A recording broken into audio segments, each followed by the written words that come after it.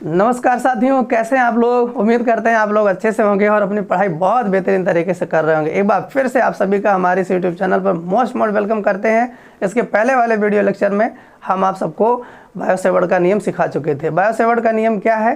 Bio Savart का नियम हमको ये बताता है कि कोई भी करंट कैरिंग कंडक्टर है, मतलब धारावाही चालक है। धारावाही चालक का मतलब क्या? जिसमें धारा प्रवाहित हो रही है। एक ऐसा चालक जिसमें धारा चल रही है बच्चों, क्या चल रही हो? धारा। तो उसकी वजह से उसके आसपास किसी भी बिंदु पर मैग्नेटिक फील्ड अगर ज्ञात करना है, उसके लिए क्या फार्मूला आया था? उसके लिए फार्मूला हम लोगों ने देखा था कि डेल बी क्या है? स्मॉल छोटा सा मैग्नेटिक फील्ड, डेल बी बराबर mu naught upon 4 pi I D L sine theta upon R square. याद है सबको ये फार्मूला? सबको याद होना चाहिए, ये फार्मूला सबको याद होना चाहिए। तो ये फार्मूला आया था, मैंने कहा था लास्ट में, ये जो फार्मूला है यही बायो सेवर्ट का क्या कहलाता है बच्चों? नियम कहलाता है। यदि पेपर में एग्जाम में आपसे पूछा जाए कि बायो सेवर्ट का नियम क्या है, आपको सिर्फ ये फार्मूला लिख के आना है, ठीक। अभी ये कैसे आया था, इसके पहले वाले वीडियो लेक्चर में हमने ऑलरेडी डिस्कस करके रखा है। अब जो बच्चे इसको नहीं देखे हैं, हम उनसे रिक्वेस्ट करेंगे प्लेलिस्ट में जा करके इसकी पहले वाला वीडियो लेक्चर बहुत अच्छे से देख लीजिएगा। आज इस वीडियो लेक्चर में हम लोग जैसे देखिए हेडिंग पहले से हमने लिख लिया है, बायो सेवर्ट के नियम का सदिश रूप। This is very very important. जो बोर्ड के बच्चे हैं उनके लिए तो इम्पोर्टेंट है ही, जो बच्चे जेईई और नीट का प्रिपरेशन कर रहे हैं उनके लिए भी बहुत इंपॉर्टेंट है। क्योंकि आपको पता है ना बच्चों, ये जो मैग्नेटिज्म है ये 3D कंसेप्ट होता है। इसमें 3D का ज़बरदस्त लॉजिक होता है। अगर कोई भी स्टूडेंट 3D में फील नहीं कर पा रहा, चीज़ों को डायरेक्शन को फील नहीं कर पा रहा है, तो निश्चित रूप से उसके सवाल सही नहीं होंगे। इसमें 3 दिशाओं का एक बार में यूज होता है। 3 दिशाओं के बारे में जानकारी होनी चाहिए और उसको खूब बढ़िया से विजुलाइजेशन आपके दिमाग में बैठना चाहिए, तभी आपको समझ में आएगा। क्योंकि तीनों एक्सिस, एक्स वाई और जेड, तीनों एक्सिस पर इसमें काम होता है। तो धीरे धीरे आपको हम सिखा देंगे, आपको टेंशन लेने की ज़रूरत नहीं है। अब देखिए बायो सेवर्ट के नियम का सदिश रूप क्या होता है, तो इसको समझने के लिए आइए देखते हैं। यही है बायो सेवर्ट का नियम। डेल्टा बी बराबर क्या होता है? Mu naught upon 4 pi I D L sine theta upon R square. अगर इस फार्मूले को आप देखो तो यहाँ देखिए, पहले हम एक डायग्राम बना लेते हैं। डायग्राम देखिए, मान लीजिए ये क्या है? ये आपका कंडक्टर है। इस कंडक्टर में बायो सेवर्ट ने क्या बताया था? कोई भी धारावाही चालक तार होगा, कोई भी धारावाही चालक तार होगा, उसकी लंबाई पर मैग्नेटिक फील्ड डिपेंड करती है। ये तो मैं आपको ऑलरेडी डिस्कस कर चुका हूँ। यहाँ पर कोई पॉइंट है, यहाँ से स्मॉल आर दूरी पर, कितनी दूरी पर? स्मॉल आर दूरी पर। तो पूरी चालक तार लंबाई की वजह से हमको मैग्नेटिक फील्ड नहीं चाहिए बच्चों। डीएल, स्मॉल लंबाई डीएल की वजह से मैग्नेटिक फील्ड का ये फार्मूला होता है। तो ये आपका यहाँ से यहाँ तक ये जो छोटा सा सेगमेंट आप देख रहे हो, यही आपका क्या होता है? डीएल होता है। मान लीजिए यहाँ पे कोई पॉइंट पी है जिसकी इस डीएल से डिस्टेंस क्या है? स्मॉल आर है, और इसके बीच का एंगल कितना है? थीटा। ओके, यहाँ तक समझ में आया? तो ये आपका है थीटा। अब यहाँ ये जो डीएल है ना बेटा, डीएल, इसको एज ए वेक्टर ट्रीट किया जाएगा। देखो यहीं से 3D स्टार्ट हो गया। जो बच्चे, अभी मैंने बोला ना, ये पूरा का पूरा मैग्नेटिज्म, इलेक्ट्रोमैग्नेटिज्म पूरा 3D बेस्ड है। तो पहली बार यहाँ पे हम डायरेक्शन की बात करने चल रहे हैं, तो इसको अच्छे से अभी से सीखते हुए चलिए। अगर शुरू से आप इसको ध्यान में रखते हुए चलेंगे तो बाद में आपको कोई दिक्कत होने वाली नहीं है। इसलिए हर छोटी छोटी बात को आप ध्यान में रखते हुए चलिए। ये जो छोटा सा सेगमेंट डीएल लिया गया था, इसको एज ए वेक्टर लिया जा रहा है, और ये जो पॉइंट है ना, इसकी स्थिति को बताने वाला ये जो डिस्टेंस है उसको हम पोजीशन वेक्टर के रूप में काउंट कर रहे हैं। तो 2 बातें मैंने आपको बताया। पहली बात ध्यान से सुनिए, दोबारा सुनिए। ये जो स्मॉल छोटी सी लंबाई लिया गया था, स्मॉल लंबाई जो छोटा सा सेगमेंट लिया गया था वायर पर, वो उसको भी क्या मान लिया जा रहा है? वेक्टर मान लिया जा रहा है। और इस पॉइंट की डिस्टेंस को रिप्रेजेंट करने के लिए जो लिया गया था दूरी आर, उसको भी क्या मान लिया जा रहा है? पोजीशन वेक्टर स्मॉल आर मान लिया जा रहा है, उसको वेक्टर आर से रिप्रेजेंट किया जा रहा है। तो ये एक वेक्टर हो गया, ये दूसरा वेक्टर हो गया, और इन दोनों वेक्टर के बीच का एंगल क्या हो गया बच्चों? थीटा हो गया। यहाँ तक क्लियर हुआ? ओके, अब आ जाइए आप इस फार्मूले में। इस फार्मूले में दोनों सदिश राशियों को इंट्रोड्यूस कराना है, म्यू नॉट अपान 4 पाई। ओके, देखिए यहाँ पर डीएल तो आपको दिख रहा होगा। यहाँ पे हम क्या कर रहे हैं, ध्यान से समझिएगा, स्मॉल आर का ऊपर नीचे गुणा करा दे रहे हैं। क्या कर रहे हैं? स्मॉल आर का ऊपर नीचे। अब कुछ बच्चे परेशान हो गए, सर आप स्मॉल आर का गुणा क्यों करा रहे हो? थोड़ा पेशेंस रखिए बच्चों, अभी हम बता रहे हैं क्यों गुणा करा रहे हैं। क्योंकि हमको वेक्टर फॉर्म पढ़ना है ना, वेक्टर फॉर्म पढ़ना है तो उसके लिए कुछ ना कुछ तो करना होगा। देखिए हमने क्या किया, स्मॉल आर का ऊपर गुणा करा दिया और आर स्क्वायर तो पहले से था और स्मॉल आर का यहाँ नीचे गुणा करा दिया। साइन थीटा बच्चों पहले से ही यहाँ मौजूद था। अब ये हमारा फार्मूला कैसे हो जाएगा, डेल्टा बी बराबर mu naught upon 4 pi I, ये हो जाएगा D L R sine theta divided by R square into R, कितना हो जाएगा आर क्यूब। बोला यहाँ तक किसी कोई दिक्कत? सर कोई दिक्कत नहीं, बहुत बढ़िया बच्चों। ये देखिए delta B mu naught upon 4 pi I D L R sine theta upon R cube. अब आपको बच्चों थोड़ा सा हम आपको रिवीजन कराएंगे क्लास 11 क्रॉस प्रोडक्ट का। देखो जब दो सदिशों का गुणा होता है तो दो ही रिजल्ट आता है बच्चों, या तो सदिश आएगा या तो अदिश आएगा। कुछ याद आ रही बातें? अब जिनका क्लास 11 अच्छा गया होगा उनको तो याद आ ही रहा होगा। अब जिनका क्लास 11 अच्छा नहीं गया होगा वो सोच रहे होंगे सर आप ऐसी बातें ना करिए, जल्दी से रिवीजन करा दीजिए। तो चलिए बच्चों हम रिवीजन करा दे रहे हैं। जिनको आ रहा थोड़ा सा 1 मिनट पेशेंस रखें या वीडियो को थोड़ा फास्ट करके देख लें। तो देखिए अब पूरा तो पढ़ाना नहीं, बस थोड़ा सा रिवीजन करना है, टेंशन मत लीजिए, बस देख लीजिए। दो सदिशों का सदिश गुणनफल की बात कब हम करते हैं, जब साइन की बात आती है। याद कर लीजिए बच्चों, this is very very important. कभी भी अगर दो वेक्टर हैं और वहाँ उनके बीच में कहीं साइन थीटा का गुणा हुआ है तो निश्चित रूप से 100% कन्फर्म है वहाँ पे क्रॉस प्रोडक्ट का कंसेप्ट आने वाला है। अगर दो सदिश हैं उनके बीच में कास का मल्टीप्लाई हुआ है तो 100% आपको ये समझ लेना वहाँ पे डॉट प्रोडक्ट का कंसेप्ट आना है। पहले तो अपने दिमाग में बैठा लीजिए। याद हो गई इतनी बातें? कहीं भी दो वेक्टर का गुणा हुआ है, साइन बीच में आया हुआ है तो समझना क्रॉस प्रोडक्ट का कंसेप्ट जरूर से जरूर लगेगा। और अगर कहीं पर दो वेक्टर हैं, कास थीटा का प्रोडक्ट आया हुआ है तो समझना वहाँ पे डॉट प्रोडक्ट लगेगा। समझिए जैसे यहाँ पे डीएल को आपने क्या माना, वेक्टर माना, और यहाँ पे आर पोजीशन वेक्टर माना। ये दो वेक्टर है, इनके साथ क्या आया, साइन। इसका मतलब कहीं ना कहीं यहाँ पे क्रॉस प्रोडक्ट की बातें जरूर होंगी। पकड़ में आ रही बातें बेटा? आप फिजिक्स रटने की बात नहीं है, आप सिर्फ चीज़ों को समझो। ऐसा क्यों हो रहा है? अभी जब मैंने आर का गुणा ऊपर नीचे कराया तो बहुत सारे बच्चे परेशान हो गए होंगे, सर रट के आए हो क्या आप आर का गुणा करा ले रहे हो। नहीं बच्चों, ये बात रटने की नहीं है, बात समझने की। ऐसा क्यों किया गया? क्योंकि हमने डीएल को वेक्टर माना, आर को वेक्टर माना। यहाँ मुझे डीएल तो दिखा, साइन थीटा भी दिखा, लेकिन आर नहीं दिखा था। समझ में आ रही बातें? यहाँ देखो डीएल दिखा, साइन थीटा दिखा, लेकिन आर नहीं दिखा था अंश में। इसलिए अंश में आर बनाने के लिए हमने अंश और हर में आर का गुणा करा लिया। अब ऊपर मुझे डीएल भी दिख रहा है, आर भी दिख रहा है और साइन थीटा भी दिख रहा है। तो दो वेक्टर और उनके बीच का कोण का साइन क्या होता है, ए क्रॉस बी होता है। अगर आपको याद ना आ रहा बच्चों तो ये देखो, ये वेक्टर ए है और ये वेक्टर बी है और इनके बीच का कोण थीटा है। तो ए क्रॉस बी क्या बताया गया था आपको बेटा, A cross B, A cross B. A cross B क्या होता है, ए क्रॉस बी बराबर क्या बताया गया था, ए बी साइन थीटा। ये तो बताया जाता है। ए क्रॉस बी क्या हो जाएगा, ए क्रॉस बी बराबर ए बी साइन थीटा। कुछ बातें याद आ रही है आपको? बिल्कुल बेटा याद आनी चाहिए। ए क्रॉस बी बराबर क्या होता है, ए बी साइन थीटा। तो यहाँ आप समझिए mu naught upon 4 pi I D L R sine theta. अब देखिए दो सदिश हैं ए और बी, दो सदिश हैं ए और बी। ए और बी इन दोनों के परिमाण हो गए और साइन थीटा, थीटा क्या है, इन दोनों सदिशों के बीच का कोण हो गया। देखो दो सदिश यहाँ है, डी एल और आर, इनके बीच का एंगल थीटा। और डी एल क्या है, परिमाण है, आर बी इसका परिमाण है। तो यहाँ खूब बढ़िया से ये जो ब्रैकेट वाली चीज़ आप देख रहे हैं बच्चों, this is the vector product of vector D L cross vector R. अब इस चीज़ को हम लिख सकते हैं।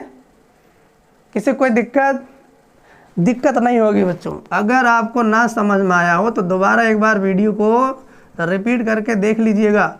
देखिए म्यू नॉट अपान 4 पाई आई तो यहीं रहेगा। ये जो D L R sine theta है, इस फार्मूले के अकॉर्डिंग लिख सकते हैं D L cross R divided by क्या बच्चों, आर क्यूब। बोलो यहाँ तक किसी कोई दिक्कत?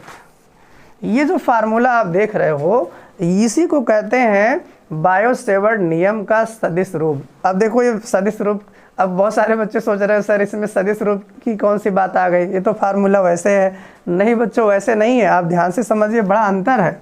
यहाँ स्क्वायर था और नीचे यहाँ पे क्या है, क्यूब है। ये गलती आप मत करिएगा।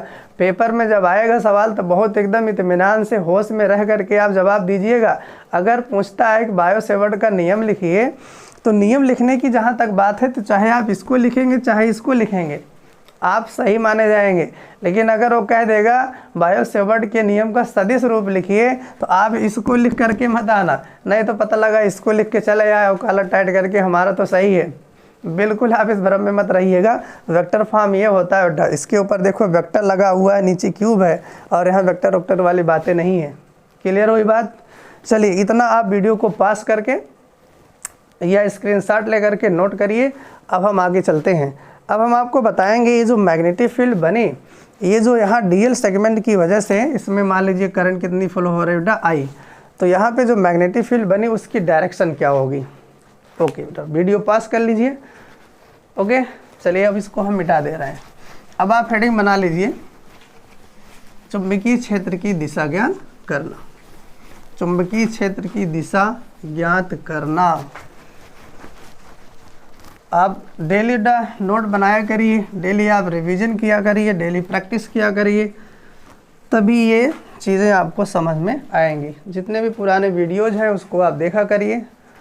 चलिए आप हेडिंग बना लीजिए, चुंबकीय क्षेत्र की दिशा ज्ञात करना। चुंबकीय क्षेत्र की दिशा ज्ञात करना। Find the direction of magnetic field. ये जो छोटा सा सेगमेंट था उसकी वजह से दिशा ज्ञात करने के लिए कुछ नियम है बेटा, कुछ नियम है। उस नियम को पहले समझ लेते हैं और आराम से मैग्नेटिक फील्ड की दिशा ज्ञात कर लेते हैं। देखो लगभग 90% बच्चे ये गलती करते हैं दिशा ज्ञात करने में। लेकिन आज इस वीडियो को आप पूरा देख लीजिएगा। अब ज़्यादा देर नहीं लगेगा, बस वीडियो ज़्यादा लंबा नहीं बनाना है ताकि कम समय में आपको ज़्यादा कंटेंट हम प्रोवाइड कर सकें। लेकिन आप यकीन मानिए बच्चों, चाहे बोर्ड के बच्चे हों चाहे कंपटीशन के बच्चों, 90% बच्चे डायरेक्शन में कन्फ्यूज रहते हैं और एग्जाम में जब सवाल आता है वो गलत ही करके आते हैं। आप पूरा वीडियो इत्मीनान से देखिएगा, एक बार दो बार देख लेंगे तो मेरी गारंटी है 100% आपसे कभी कोई गलती हो ही नहीं सकती है। बस थोड़ी सी प्रैक्टिस की ज़रूरत है बच्चों, थोड़ी सी प्रैक्टिस की ज़रूरत है। तो सबसे पहले हम आपको कुछ बेसिक बातें बताते हैं डायरेक्शन के बारे में। कभी आप लोग एरो देखे हो, एरो बाण देखे हो, ज़रूर देखे होंगे। उधर भगवान श्री रामचंद्र जो बाण मारते थे आप लोग देखे होंगे। बाण कैसा होता है? बाण कुछ इस तरीके से होता है। देखो यहाँ पे नोक बनी होती है और पीछे क्या होता है, पीछे कुछ इस तरीके का होता है। तो ऐसे धनुष पर रख करके ऐसे खींचा जाता है तो आगे क्या होता है, नोक बनी होती है, पीछे वेदर लगे होते हैं, पंख लगे होते हैं, उसी पे वो क्या होता है, ऐसे मारा जाता है। तो अगर ये बाण आपकी तरफ आ रही होती बच्चों, ध्यान से समझिएगा, अगर ये बाण आपकी तरफ आ रही है तो आपको कैसा दिखेगा, उसकी नोक दिखेगी। नोक अगर आप देख पाओगे तो आपको कैसा दिखेगा, ये डार्ट की तरह दिखेगी। अगर बाण आपकी तरफ आ रहा है तो कैसा आपको दिखेगा, उसकी नोक दिखेगी। नोक कैसे होती है, डार्ट की तरह दिखेगी। अगर मान लीजिए बाण आपसे दूर जा रहा है तो आपको ये इसका पीछे वाला पोर्शन दिखेगा।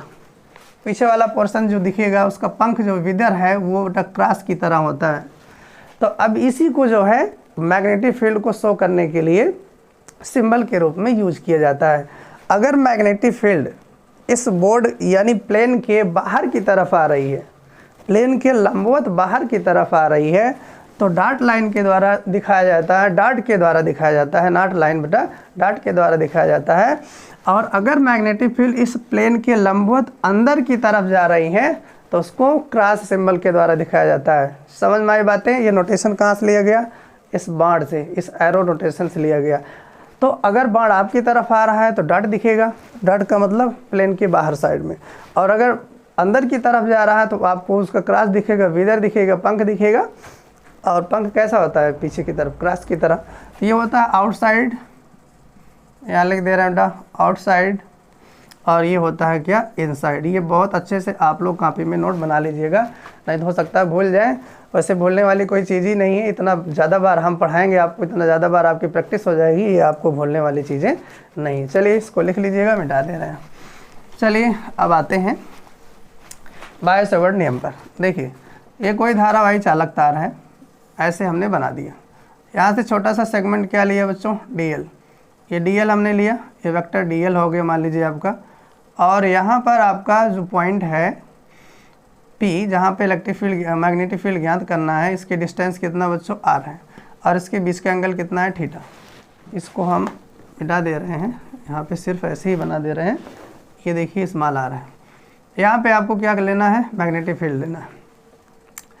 तो मैग्नेटिक फील्ड का जो परिमाण है, परिमाण तो हम इस फार्मूले से ले लेंगे, डेल्टा बी बराबर, मान लीजिए इसमें करंट कितना फ्लो हो रहा है बेटा, आई, डेल्टा बी बराबर mu naught upon 4 pi I D L, mu naught upon 4 pi, mu naught upon 4 pi I D L sine theta upon R square. Magnitude तो बेटा इस फार्मूले से निकल जाएगा, बायो सेवर्ट के नियम से, पर डायरेक्शन यहाँ आते हैं। देखो अभी मैंने बताया ये जो डी एल है, छोटा सा सेगमेंट है, इसको एज ए वेक्टर हमने ट्रीट किया है, और ये जो लेंथ है बेटा ये पोजीशन वेक्टर के रूप में लिएगा। ये दो सदिश हो गए और इनके बीच का कोण है, और वेक्टर फॉर्म अभी हम पढ़ के आ रहे हैं, दो सदिशों के बीच का जो कोण है ये क्या मैग्नेटिक फील्ड किसका रिजल्ट है बेटा, दो सदिशों की गुणनफल का रिजल्ट है। अभी आप लोगों ने देखा ये जो वेक्टर बी है it is represented by mu naught upon 4 pi I, देखिए यहाँ पे vector D L cross vector R divided by R cube.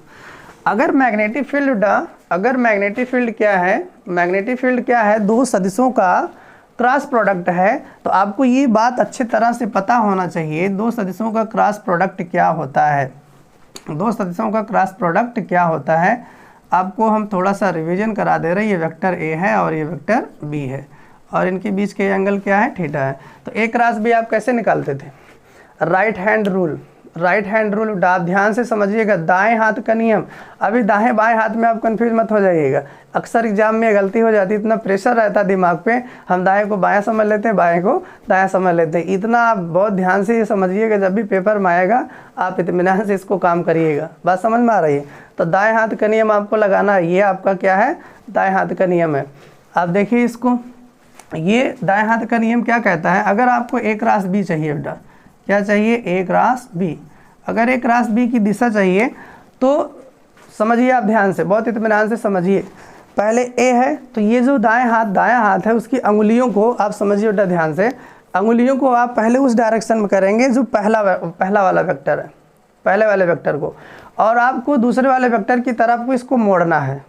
समझिएगा, पहले तो दायां हाथ लेना है, इन अंगुलियों को उधर रखना है जिधर पहला वेक्टर है, ए है दूसरा बी है, ए से बी की तरफ आपको अंगुलियों को मोड़ना है।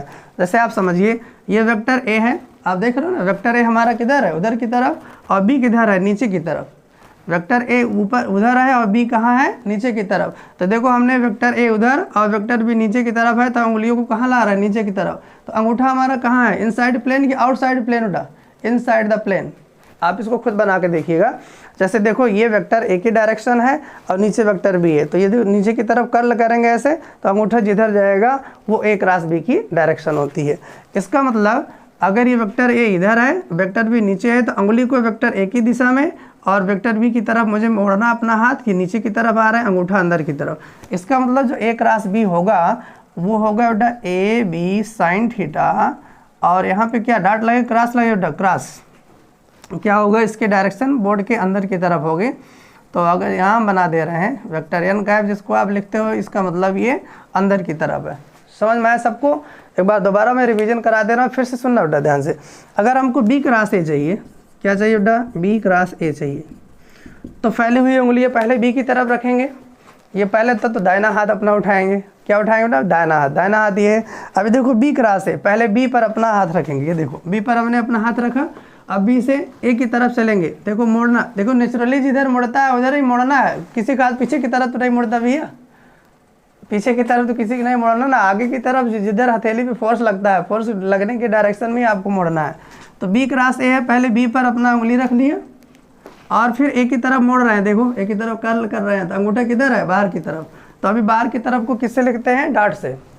तो यहाँ पर ये तो मैग्नीट्यूड जो सेम होगा, ए बी साइन थीटा, और यहाँ पे क्या हो जाएगा, डॉट। ये समझ में आया सबको? थोड़ा सा रिवीजन 11 क्लास की फीलिंग आपको आ गई होगी। चलिए अब यहाँ पर आ जाइए। यहाँ पर जो हमने कंसेप्ट लिया है, डी एल इधर है और आर इधर है, तो ये आपको ये सीक्वेंस याद होना चाहिए, डी एल क्रॉस आर है। अगर कोई बच्चा आर क्रॉस डी एल लिख दिया तो समझ लीजिए सत्यानाश हो जाएगा, चौपट हो जाएगा और सबका सब गलत हो जाएगा। ये क्रम आपको याद रखना है, डेल्टा बी बराबर mu naught upon 4 pi I D L cross R. आपको पता होना चाहिए ना बेटा, ए क्रॉस बी और बी क्रॉस ए दोनों बराबर नहीं होते हैं, डायरेक्ट मैग्नीट्यूड तो सेम होता है पर डायरेक्शन सेम नहीं होती। ये क्रम आपको याद रखना, डी एल क्रॉस आर। क्या याद रखना है, डी एल क्रॉस आर। याद रहेगा सबको? याद रहना चाहिए, याद रहना चाहिए बच्चों, नहीं तो आप गलती कर जाओगे। तो देखो DL क्रॉस R की दिशा क्या होगी, आप सबसे पहले दाहिना हाथ, तो जितना आप ज़्यादा प्रैक्टिस करोगे ना उतना ही ज़्यादा समझ में आएगा। हम तो पढ़ाते पढ़ाते हमारी इतनी ज़्यादा प्रैक्टिस हो गई, हैबिचुअल हो गए बच्चों, लेकिन इतना आसान भी नहीं है। आप प्रैक्टिस करिएगा खूब बढ़िया से, 2-3 बार 4 बार 5 बार, जहाँ भी बैठे रहिएगा, जब भी आपको फुर्सत मिले इस पर आप ज़रूर चिंतन करिएगा। देखो डेल्टा एल किधर है, ऊपर की तरफ, तो दाहिना हाथ अपने उंगली को हमने कहाँ रखा, डेल्टा एल के डायरेक्शन में, और डेल्टा एल पहले जो वेक्टर होगा उसी की डायरेक्शन में आपको रखना है। तो DL पहले ये हो गया, उसके बाद R की तरफ अपने हाथ को मोड़ना है। तो देखो DL की तरफ मैंने उंगली को रखा, DL हमारा इधर है, R कहाँ है, नीचे की तरफ आ रहा है, तो उंगली कहाँ मोड़ेंगे बेटा, नीचे की तरफ। तो अंगूठा हमारा कहाँ जा रहा है, अंदर की तरफ जा रहा है कि बाहर की तरफ आ रहा है, यस बच्चों अंदर की तरफ। DL की दिशा में हमने अपनी उंगली को रखा और नीचे की तरफ हम हाथ को मोड़ रहे हैं, क्योंकि वेक्टर R नीचे की तरफ है, तो अंगूठा कहाँ जा रहा है, इनसाइड। तो इस पॉइंट पर जो मैग्नेटिक फील्ड होगा बताओ, डॉट होगा कि क्रॉस होगा भाई। देखो फिर से देखो, ये DL की डायरेक्शन में हमने अपनी उंगली को रखा, वेक्टर R नीचे की तरफ है, तो नीचे की तरफ उंगलियां मोड़ रहे हैं, तो अंगूठा कहाँ जा रहा है, अंदर की तरफ, तो यहाँ बेटा क्रॉस होगा। ये बात सबको समझ में आया? उम्मीद करते हैं बच्चों हर बच्चे को समझ में आया होगा। अगर नहीं समझ में आया तो एक बार वीडियो को 2 बार रिवीजन कर लीजिएगा, आपको समझ में आ जाएगा, कोई बहुत बड़ी बात नहीं है बच्चों। चलो अगर ये पॉइंट यहाँ आ जाए, फॉर एग्जांपल ये जो आपका R है, R यहाँ कहीं होता, तो इस पॉइंट पर मैग्नेटिक फील्ड बताओ डॉट बनेगा क्रॉस बनेगा। अब आप फिर से देखो, तो आपको फैले हुए उंगलियां हमेशा DL की डायरेक्शन में ही रखना है, और जाना किधर है, R की डायरेक्शन में।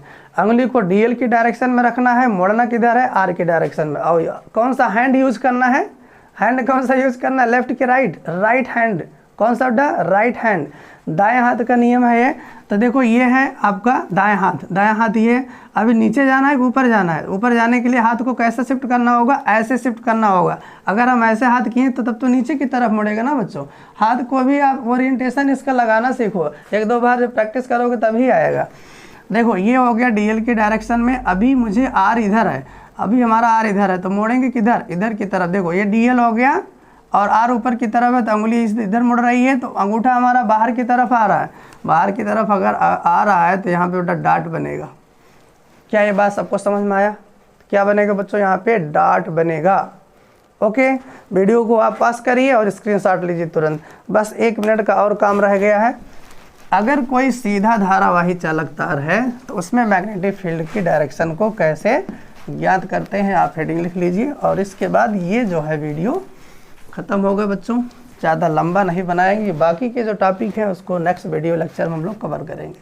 तो हेडिंग आप लिखेंगे सीधे धारावाही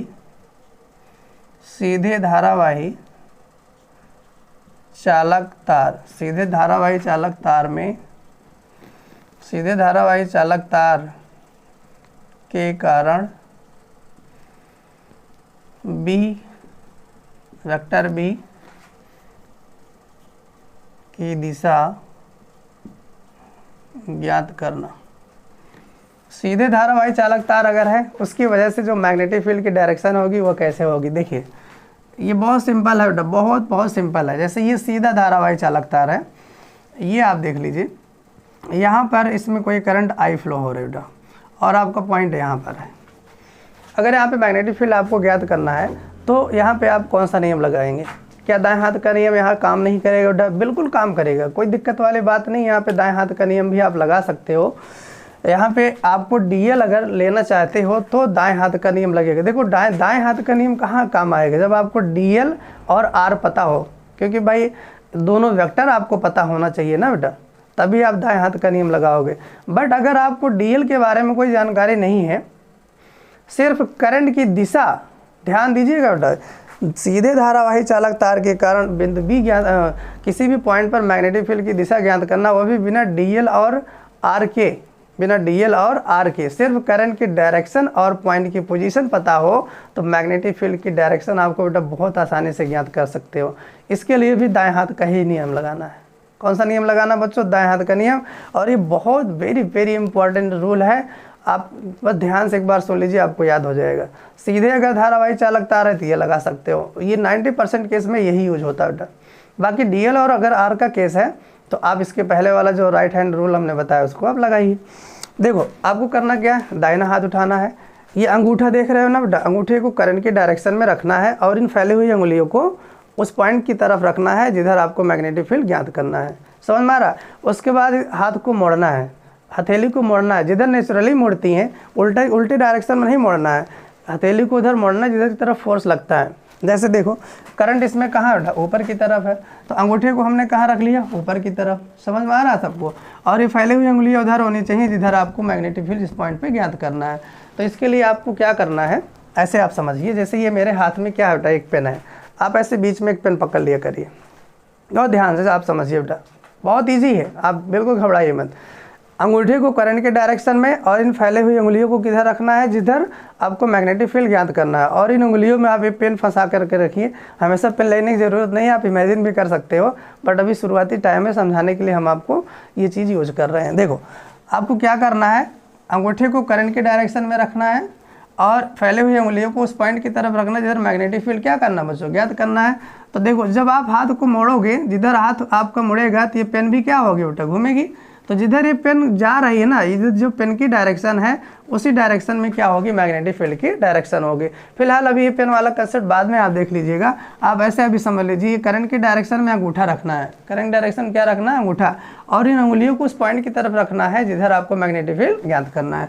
ये देखिए, और हाथ को मोड़ना, अगर हाथ अंदर की तरफ जा रहा है तो अंदर की तरफ को क्रॉस बोलते हैं, अगर हाथ बाहर की तरफ आ रहा है तो उसको क्या बोलते हैं, डॉट।